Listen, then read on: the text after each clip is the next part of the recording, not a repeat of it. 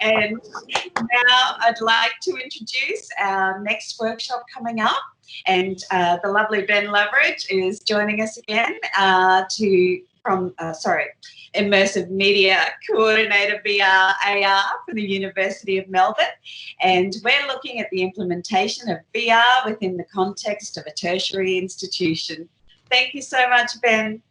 Great, thanks Sheila, and fantastic Danielle. Excellent to see all that activity, and the topic went on to 360 and how that's being used. So that's a really pertinent point too. So in this session, I thought it would be great to go through a lot of the challenges that we all face with VR in the context of implementation, and certainly looking at what happens now with COVID when things start going back.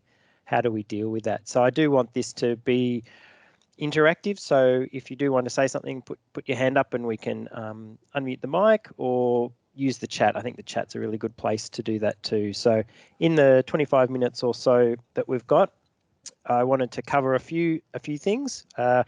And as a result of this, we can take notes and save the chat and hopefully use all the information that we've got to help us navigate not only the challenges before COVID in scaling up, but also what we do afterwards. And I'll first of all just go through a few slides just to kind of outline some of the aspects we're doing, and we'll go from there. So if you caught the session I did yesterday, I kind of outlined we have a VR lab, and many institutions have got a setup or a few different setups.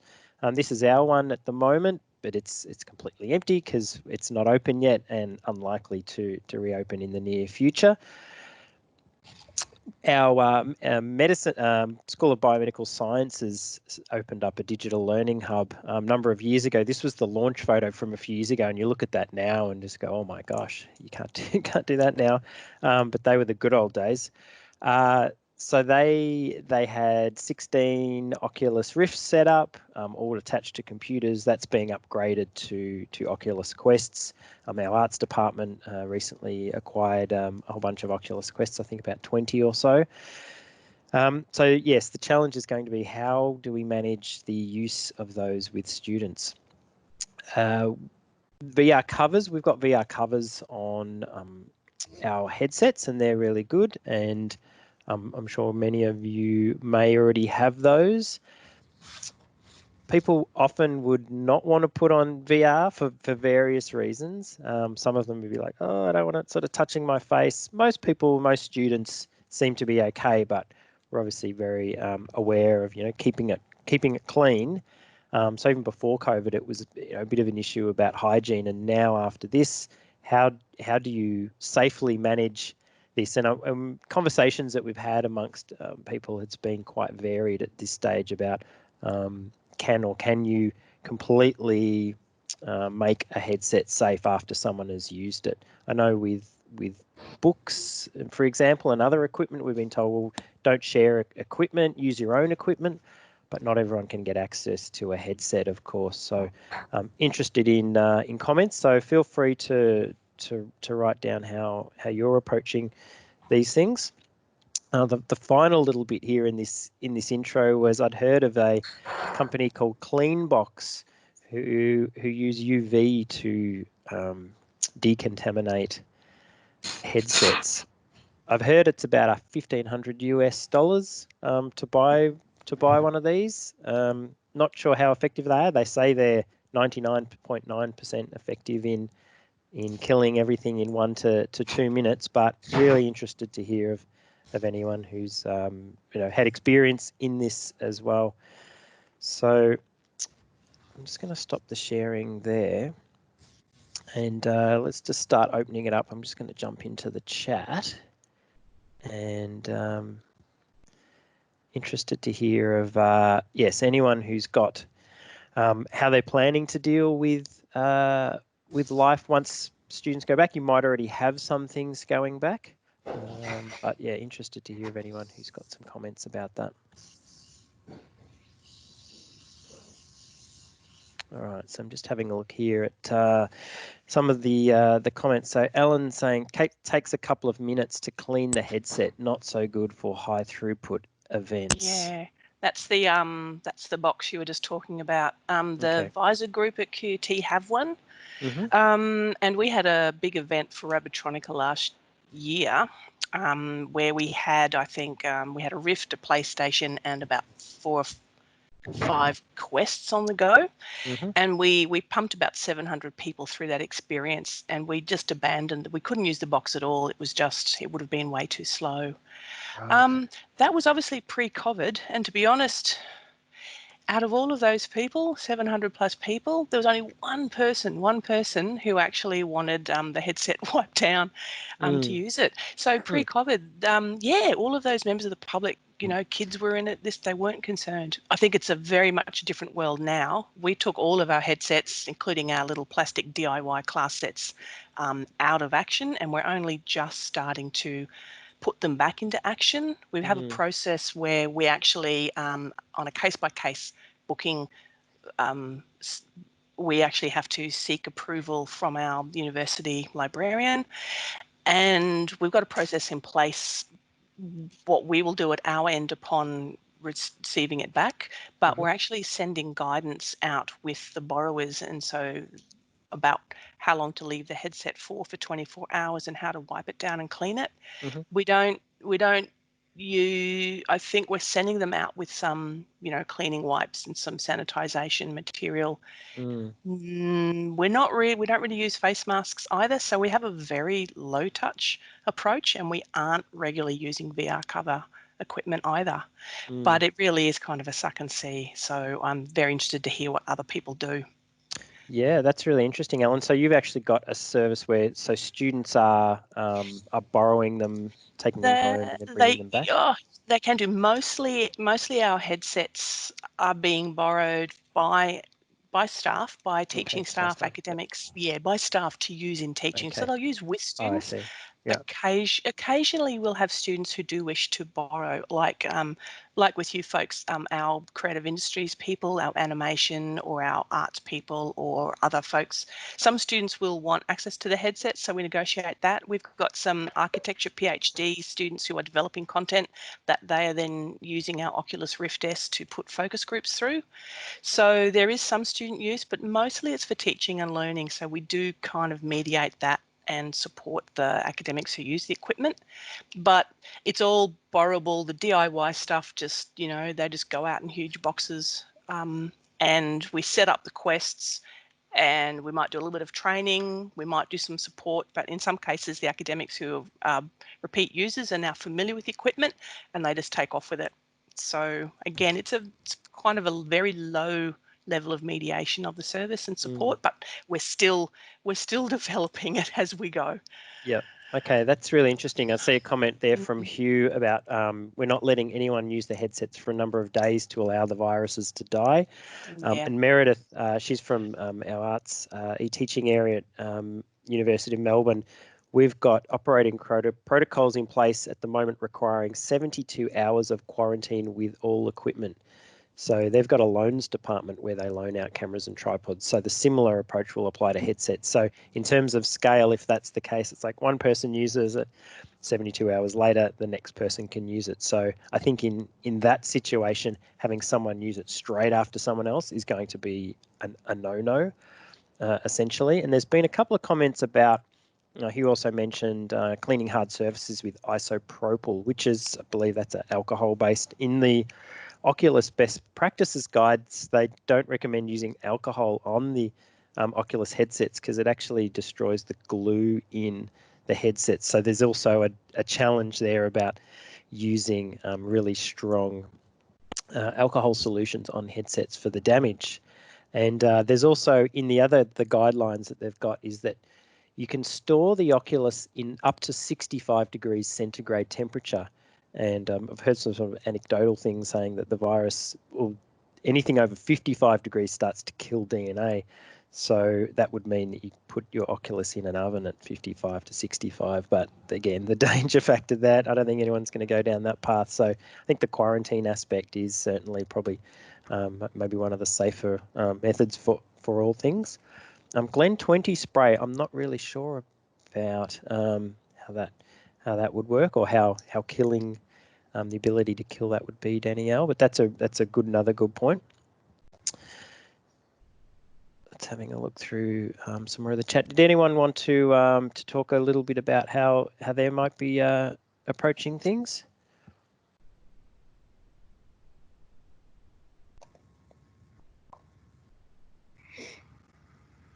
I can hear, I'm not seeing any hands up, but feel free to jump in if you wanted to talk about your approach. Otherwise, we'll keep going through the comments there. So using the Google Cardboard, that would certainly be a cheap option. And I've noticed there was some talk yesterday. I think, Bill, you were mentioning that you sent out about 3,000 of them. Obviously, there's limits on to what experiences can be done with 360. Restricted to 360 in cardboard, but having everyone with their own headset would certainly be the ideal situation, and absolutely with cheaper equipment. Unfortunately, we're not at a point now where everyone's going out to buy an Oculus Quest. I know that there's the cost challenges, and also the quantity, the selling out that's happened of that across the world has been fairly intense. I know that buying them in bulk is really difficult for universities, and that's another aspect that we could probably talk about was how do you buy 20 headsets when you can only buy 3 at a time via a credit card? There is an Oculus for Business area, but they charge like 3 times the price per headset. So different places have had to go through different ways to purchase things in bulk. But with the challenges with budgets, who knows what's going to happen with that as well. So just having a look at some more of the comments there. Kate's saying, one institution we are partnering with are requiring all students to own a headset as part of their required materials. Unfortunately, that's not an option for us. So that's interesting whether or not that would be put back on the students as to you must buy a headset in order to do this particular part of class. We used to have laptops that students would be able to hire. I don't think that we do that anymore. I think it's assumed that most students have got access to a computer or a device, and we certainly most students will have like a phone or some sort of device, but from an equity point of view, the university also has computer labs, so we don't assume that everyone has got access to everything. But I think we're certainly at that tipping point with other devices that's the case. Hugh, did you want to say something? Had your hand up. Feel free to pipe in if you wanted to make some comments.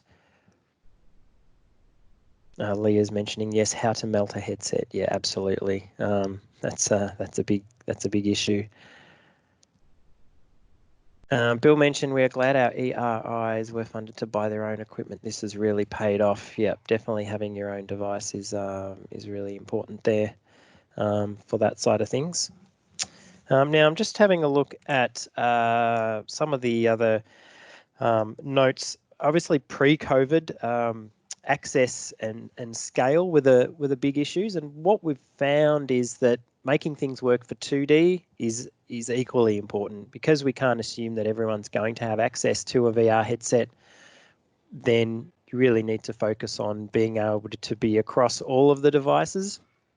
And that's the beauty of, say, a conference like this. Even though it's about immersive media, you can access it from any device. And certainly the approach we've seen with people using Mozilla Hubs as an immersive space, it works in VR, it can work in 2D from a desktop and also a phone as well. So I think that's an approach that's going to be more and more important as we go on to focus on that. Some of the other social VR apps that we've seen haven't been accessible on desktops. Unfortunately, AltSpace, which is it's a fantastic social VR platform, it's not accessible on a Mac computer at the moment, even in 2D. So it has limits. So a lot of the big conferences that are happening at the moment are, well, there's one that's the IVR one happening at the moment, and that's not even in VR. They're doing it in 2D very much so,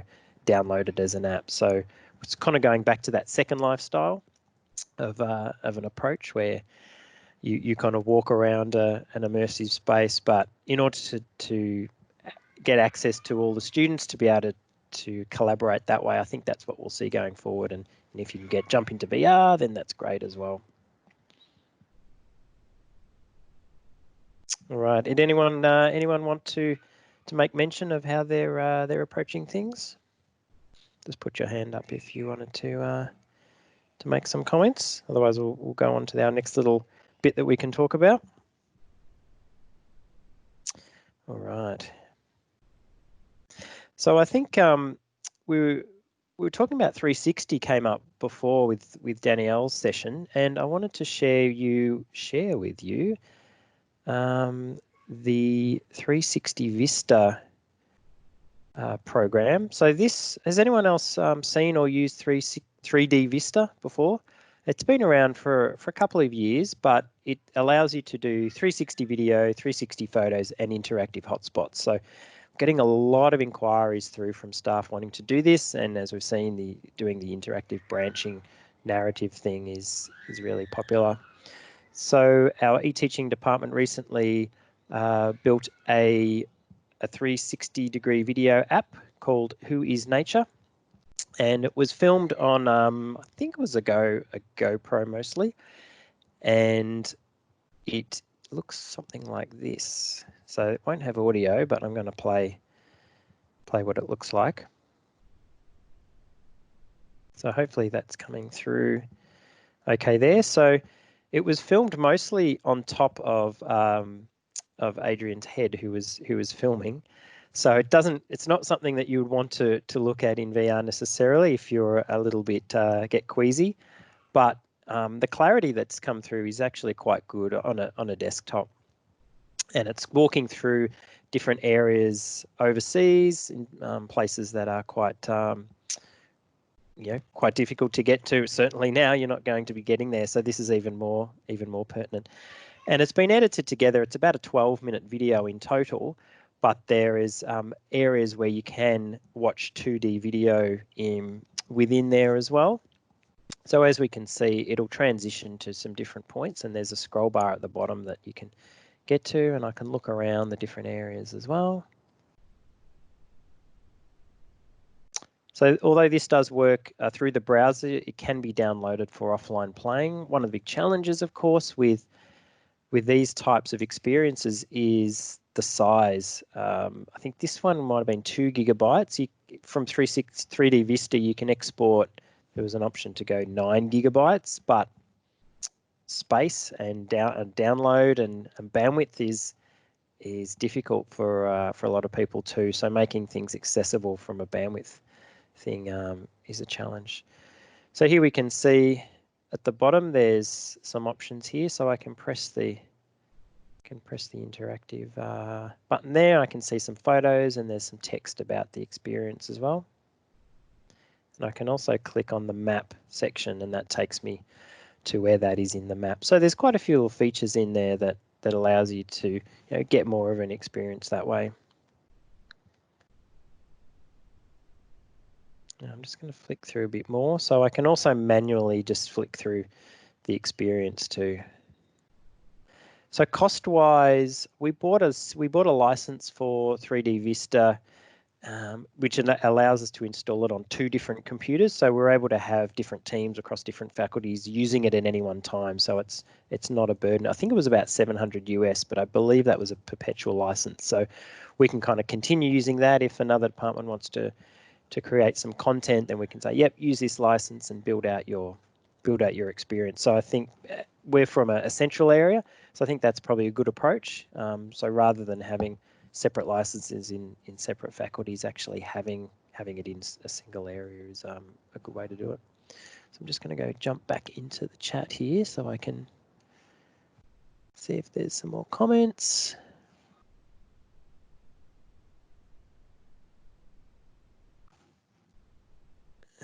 Let's back into Teams. Yep, excellent.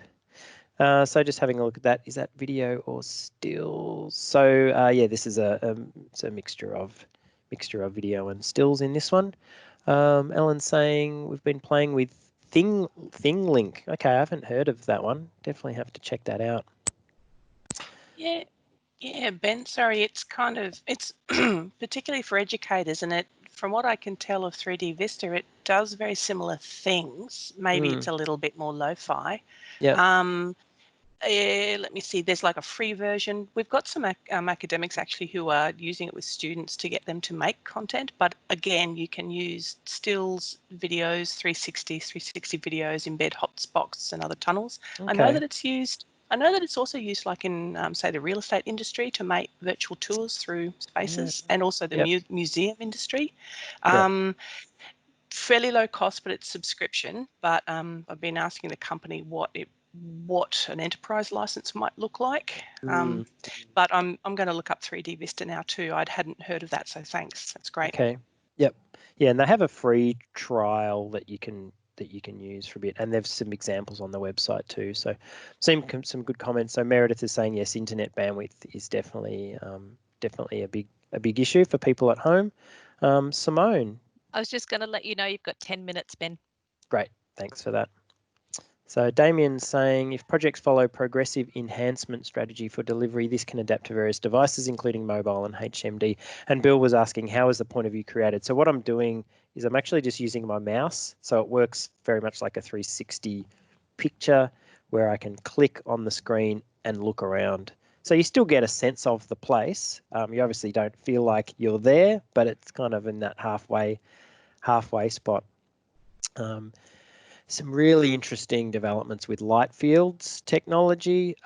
Google have been doing some fantastic research. If you get a chance to look that up, or even if you've got a headset, there is still, I believe, on Steam an example of light field, which is essentially, imagine a 360 photo, and you can actually move your head around within it, within a certain realm. So they use a sphere of cameras, 50 to 100 cameras, all capturing these layers of depth and stitching it all together. Massive files. If you've got a 1 gigabit connection, you can stream a volumetric light field style video.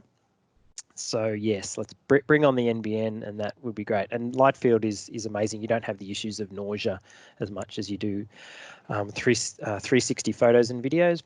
Myself, I can barely watch about 5 minutes of 360 in a headset and I'm done. I start sweating, and I know everyone's different with that, but yeah, I have a lot of issues with 360, so I have to be quite careful. Sheila is saying, I love Google Poly for marked up 360 content, hotspots and sequencing. Okay, I haven't had much more of a look at Google Poly except for the 3D assets, so that's a really good point. I'll have to check that out again. Zena, check out my session later to use how to use Google Poly Tour Creator. That sounds awesome. Remember Daryl Clare was using an app that did real estate tours. Yeah, real estate have definitely taken on that. And this section here was a little 3D bit that Mitch done. So I'll leave that running in here. Danielle's saying, I hear that women are more prone to seasickness feeling. That's a really interesting point.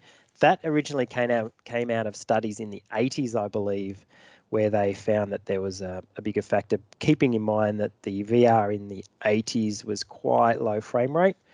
Charles Sevigny, who runs our digital learning hub, they've been running tests with thousands of students, and they've found no correlation across gender in their virtual heart experiment. So obviously lots more research needed to be done. I haven't looked into it in a huge way, but yeah, it's be interesting to have replicated studies across gender and see whether it's an issue or not. So I'm interested to hear what people think. Anyone who's done lots of demos will kind of get a sense of it. I haven't necessarily seen anything across gender myself. I haven't been taking notes, but I think there's more of an issue of if the experience has got a lot of artificial movement, it's going to set a lot of people off. So I think everyone's brain's wired differently. We tend to operate to the lowest common denominator and try and make no one sick. There's no reason anyone should get motion sick in any VR experience in 2020. So it's all about the design of the experience and also the fidelity of the headset. So that's probably one of the reasons we've shied away a little bit from Google Cardboard, just because of the potential nausea. So we've got a real focus on, as much as possible, on the health and safety of students. I've seen some examples where students have been given Google Cardboard and going, hey, check out this roller coaster ride, and people have just instantly gone, oh, I don't feel so well. So it's a real challenge with that. Bill saying, yes, refresh rate is an issue with motion sickness. Yep, definitely can have an effect. Even when I was testing out our 3D assets in hubs yesterday on a variety of devices, if the frame rate starts to lag, we had some complex objects in there.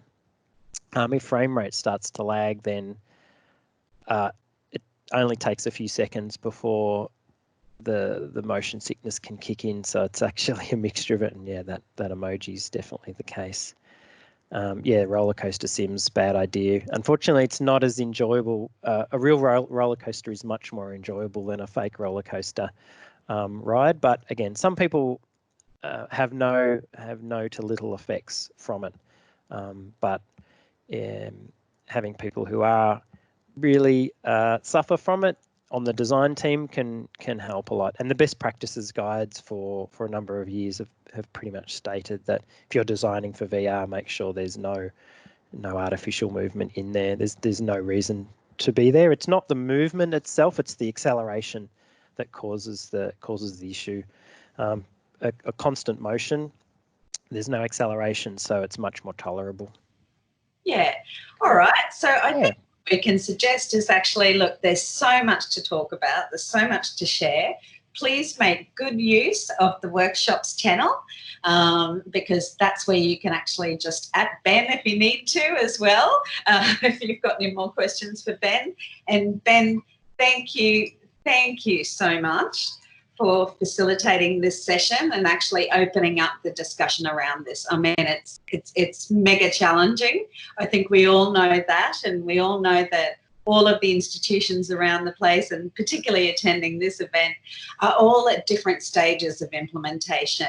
And we're all looking at different sides of the coin as well. Is it creation by academics? Is it learning resource development? Or is it creation by students? And we all know it's use case and purpose by purpose, and finding those golden bullets or those fantastic tools are imperative for all of us. So I just want to thank you for leading the discussion again today, and I'd ask everyone to open their mics, and please give Ben a round of applause for helping us. Thanks, everyone. Thanks. Oh, that's a great applause. Huge applause.